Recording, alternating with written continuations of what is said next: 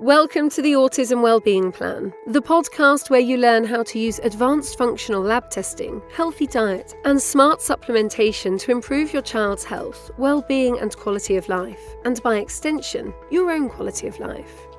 Please remember that this podcast is for educational purposes only, and always consult your healthcare practitioner before implementing anything discussed here. Now, here's your host and author of the book Autism Wellbeing Plan: How to Get Your Child Healthy, Christian Yordanov. In this episode, I'm going to talk to you a little bit about hair mineral analysis and the value that it can have in terms of informing the health building program that you and your practitioner designed for your child. Now, just to let you know, I will be showing some things on the screen here. So if you do get a chance, you can listen to this.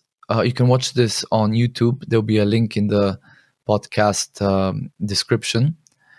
And I would recommend, if you can, watch the video, but it's not completely necessary. I will be explaining what's on the screen and what I'm talking about. So you will get a lot of value just listening as well. But like I said, having a visual would also be helpful so you can see what I'm really talking about. You can always kind of watch it at another time. Just a couple of caveats about this episode. So obviously, I cannot cover a lot in 30, 40, 50 minutes. So I will touch on the most important areas that hair mineral analysis can be useful for you. But like anything else, there's a lot of layers and depth and complexity. So don't expect, me to cover, a ton of ground in one episode. But I hope to have slightly more in-depth videos separate from the podcast on my YouTube channel at some point on hair analysis that can be used, especially if you ever do a lab test and have the results in front of you. It will be a lot more interesting to correlate what I'm saying in a more in-depth video with your child's hair test results. So think of this as a little bit of an intro to hair testing, just to kind of give you a taste of the value you could, get from running this test on your child. So there are the three most valuable things that we use a hair mineral analysis are to detect toxic metals being excreted by your child, to check the status of certain essential minerals and detect inadequate nutritional status of certain ones, and to monitor copper excretion when you do a zinc and copper balancing protocol, right? Okay, so on the screen here, I'm going to show a couple of hair tests. They are for a 5-year-old boy, and they're spaced about 3 to 4 months apart. So this is the initial lab test I'm showing here. And we will first look at the nutrient minerals. So there's obviously every lab has a different type of report, and different labs test for different markers. Some have more markers than others. Now, the lab I use, the reason I use them is because, first of all, they don't wash the hair sample with harsh solvents before running it. Now, when you wash the hair, as most labs do, there's only a couple in the States that don't actually wash the hair prior to testing. But when you wash the hair with those solvents, a lot of the water-soluble minerals can get washed out. So things like sodium, potassium, magnesium. So those levels can actually get skewed. So that's one reason I use this particular lab. The other one is they don't have all the toxic metals. They only have 5 or 6 toxic metals on the test. So other labs will have a lot more toxic metals, uranium, gold, all sorts of kind of extra markers. Now, what that does is it makes the hair test more expensive. So this particular lab that I use, the hair test is actually very cheap, which is a discount that I can kind of transfer over to my clients. So that's why I use this test. We have the most important heavy metals, as I'll show you a bit later: lead, mercury, cadmium, arsenic, aluminum, and nickel. So these are plenty to understand what to do and how to augment the nutritional program. Once you get the result. Now, going back to the nutrient minerals, so what we have here is first of all are the 4 macro minerals. So we have greater quantities of these in the body. These are calcium, magnesium, sodium, potassium. And then we have the trace elements, which are iron, copper, manganese, zinc, chromium, selenium, phosphorus. And what's another thing that's important to know is these minerals the levels of these on a hair test do not all correlate with levels in the body, right?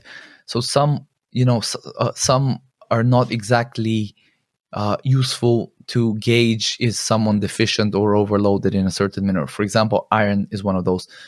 Phosphorus is another one, right? However, things like zinc, chromium, selenium, magnesium, these do correlate, and these are some of the most important ones that we care about, right? So that's another little thing people need to know. And another thing is that high or low does not necessarily mean deficiency or overload. In certain cases, for example, I'll talk about copper a bit more, but a very low copper can actually indicate an excess of biounavailable copper that is lodged in various organs and places in the body, such as the liver, the brain, and so on, where it can cause damage, right? It's biounavailable, and which means the body cannot make use of it. I'll get into that in a second.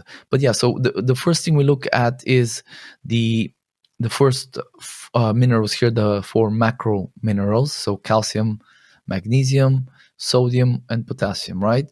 And the way if you're looking on the screen, so there's basically a line on each one of these minerals levels.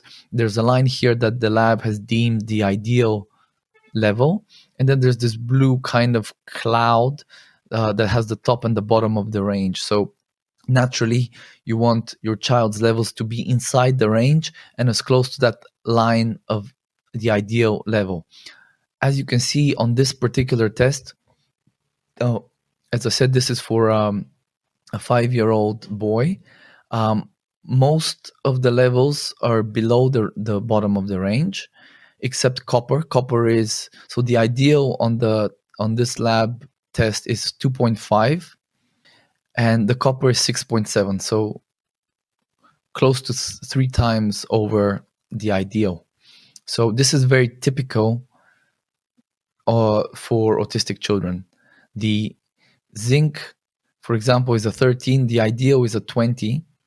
So the zinc is quite below the bottom of the range. So if you think the 20 is the ideal level, 16 is the bottom of the range, this boy's zinc is 13. So zinc is quite low. Manganese is low. Selenium is very low. So the selenium is 0.036. Now, it should be 0.18. So that's about a fifth of the way, right? So it's about 20 or so % of the ideal level, so which is super, super low. So zinc and selenium being low is very common in autistic children.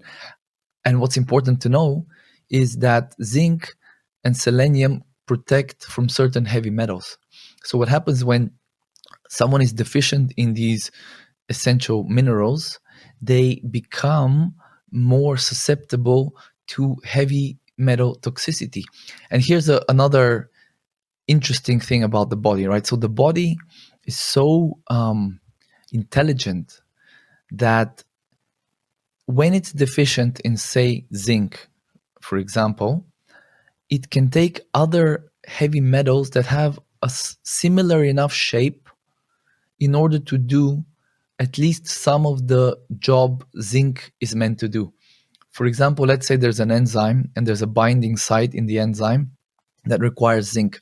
There's not enough zinc in the body to go around for all these enzyme binding sites. The body will take, let's say, cadmium, which is a very toxic metal, that will do the job to some extent. For example, let's say between 10 and 60% of the effectiveness or efficiency of zinc. So the body will still be able to do some part of the job that with zinc or with cadmium that zinc was going to do. But obviously, it would prefer zinc.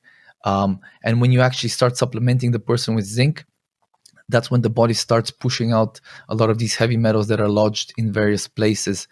And this is where, as I'll explain later, this is where, as a person gets healthier, as you supplement, the more subsequent hair tests will show elevations of toxic metals, which is generally a good thing. It means that the body has new energy, new tools to start pushing out these toxic metals, right? So zinc, just to sum up the nutrient minerals on this boy's first hair test: calcium, magnesium, a bit low, a bit below the range; sodium, potassium, quite low; copper, almost 3 times the ideal; manganese low, very low actually; selenium very low; chromium low; phosphorus within the range, a bit low, on lower end of the range; and zinc quite low. Okay, so quite deficient in terms of minerals. And what's important to understand is most of us are like this nowadays. Most of us that do not explicitly test for this stuff and supplement, we are born this way, unfortunately, because our mothers are deficient. Because the biggest reason for this is extremely poor farming practices over the last few decades and even a couple hundred years have caused the soils to become extremely nutrient deficient.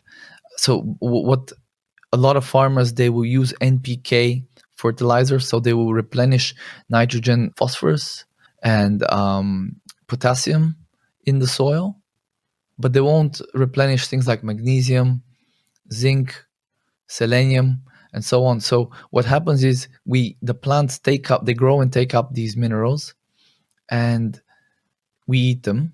And what do? We poop out a lot of those minerals that we don't utilize.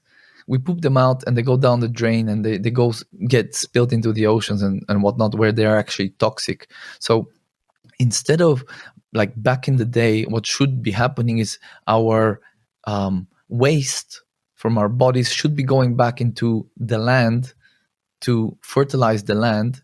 It's instead of being a closed loop system, now it's an open loop system, and there's a lot of waste on the one side. What that does is it leaves our soils extremely depleted, which means our food is extremely depleted, and that leaves us as extremely depleted. So I wouldn't even be surprised anymore to see extremely depleted levels on especially autistic children's hair tests, right?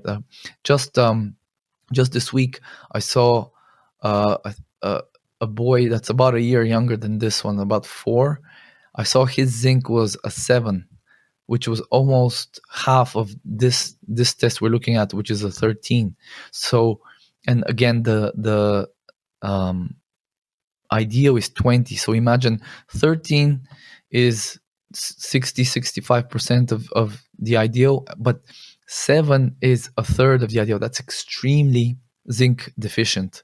And it also showed that the heavy metals were very high as well, which again, being mineral deficient does leave us susceptible to heavy metal toxicity.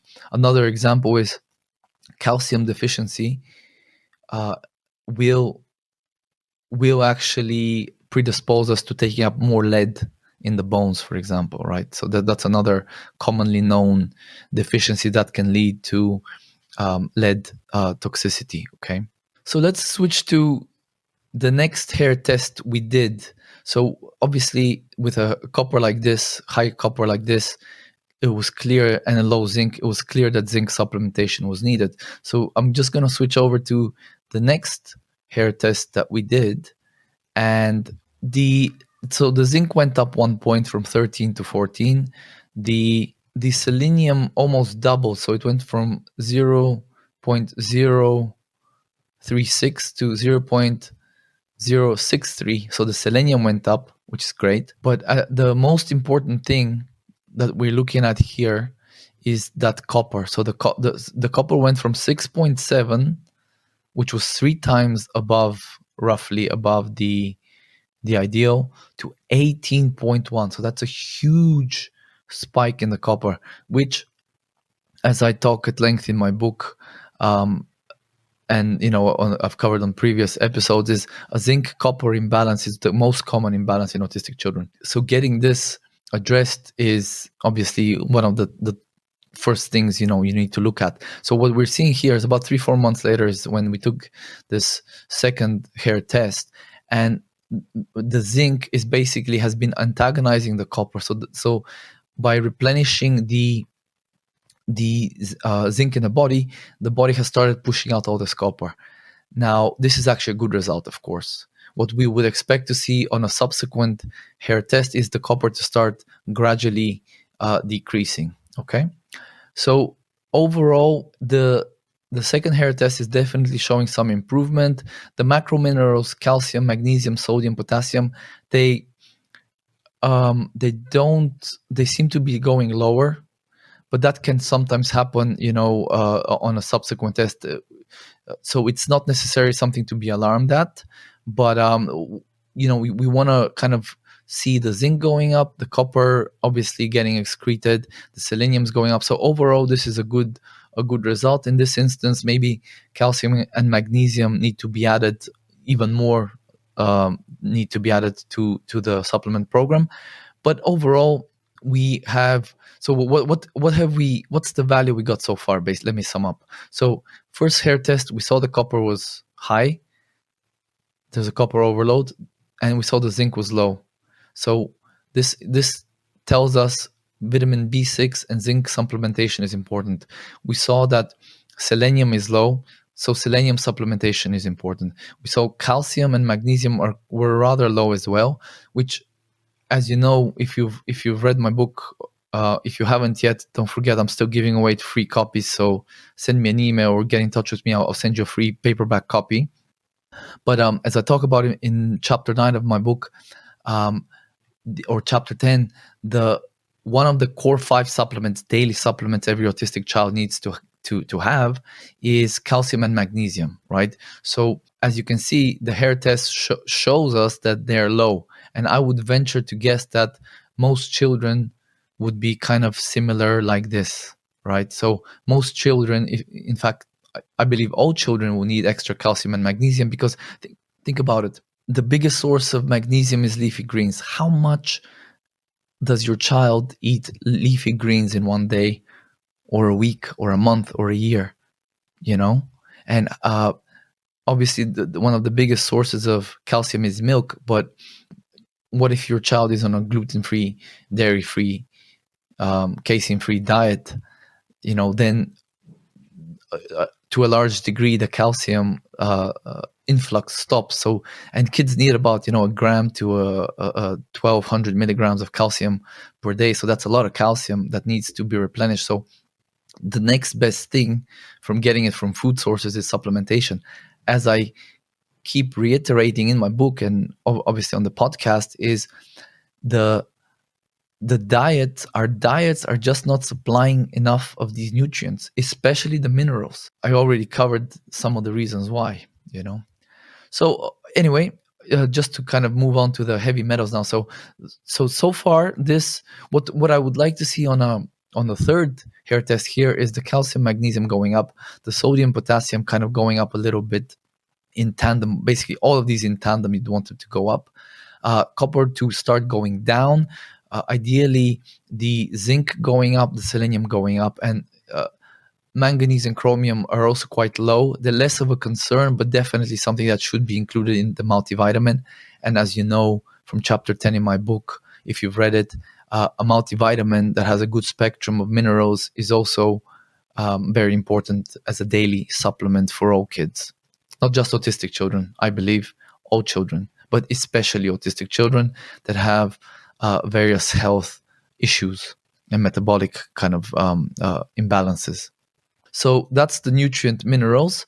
Just a quick look at the toxic metals. So here we have as mentioned, this particular lab gives us lead, mercury, cadmium, arsenic, and aluminum. These are the 5 most prevalent metals in the environment, and some of the most toxic. Now, in fact, aluminum is it's the third most common element on Earth, after oxygen and silicon. So aluminum is literally everywhere, and has always been.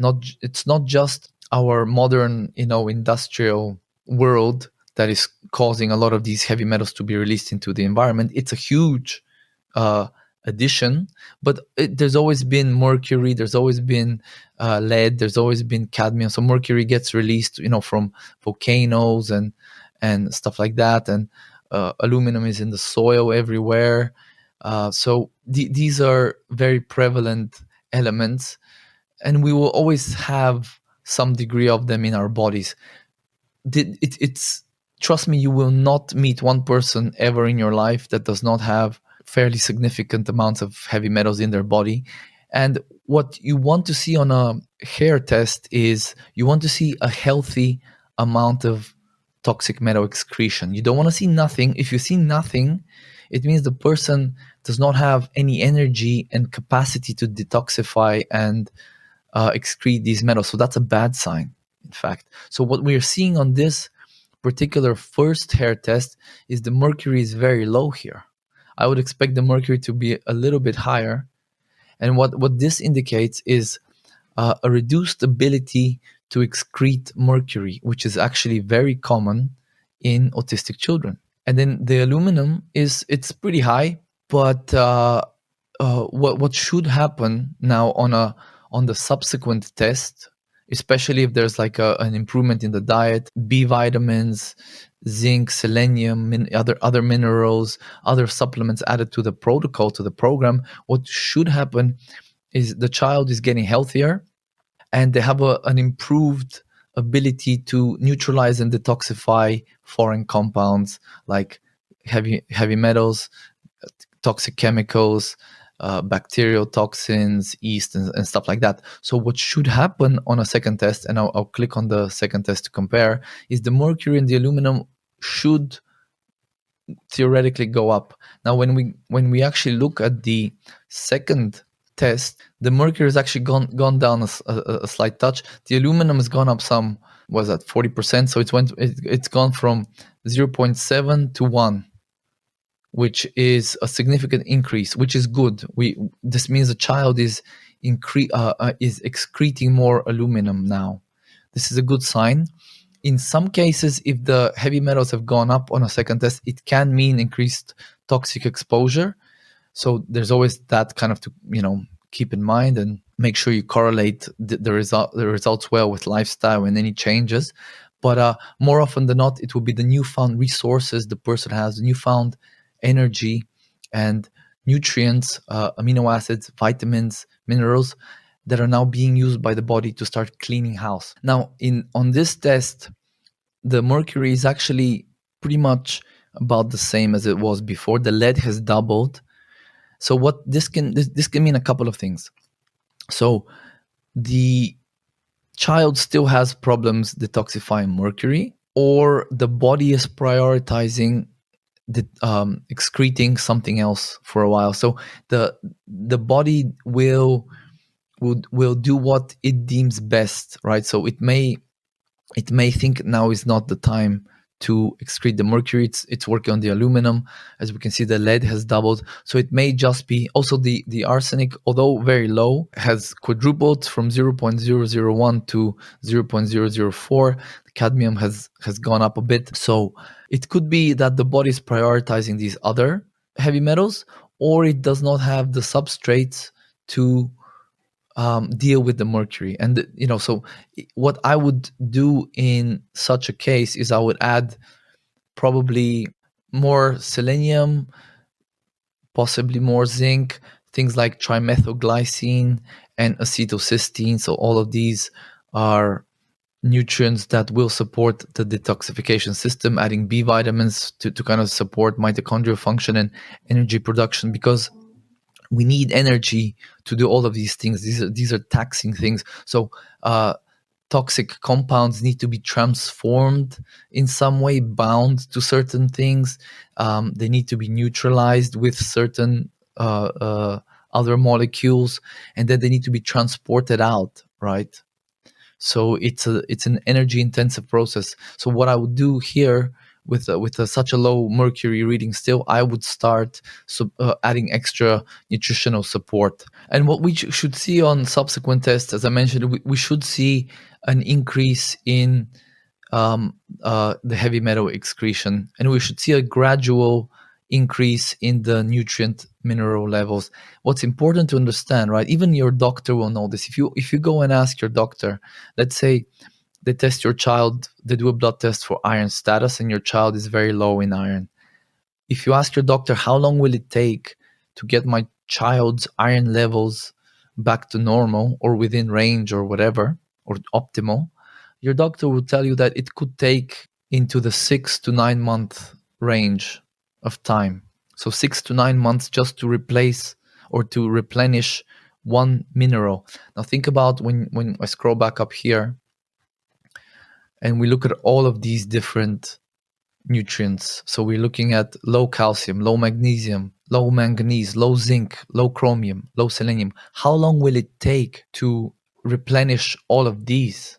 It will take months and months and even years, right? So this is something that really needs to kind of be relayed across to more people. Is this is extremely important work that needs to be done. So vitamins, for example, if your child is B6 deficient or B12 deficient, which are fairly common, especially in autistic children, you can get those B6 or B12 levels up pretty quickly. You still need to maintain it, but you can get those levels up pretty high. But if they're zinc deficient, selenium deficient, things like that, it takes a lot of diligence with the supplementation program to get those levels back up.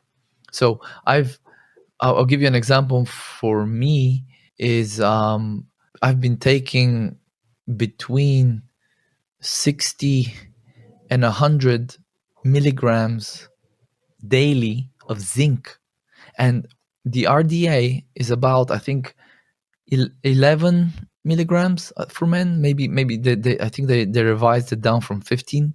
So 11 milligrams is the RDA, which is not for optimal levels, just to prevent diseases and acute deficiencies. So I'm not even saying shoot for the RDA, because these RDAs are pretty much rubbish. There's no real scientific basis behind them.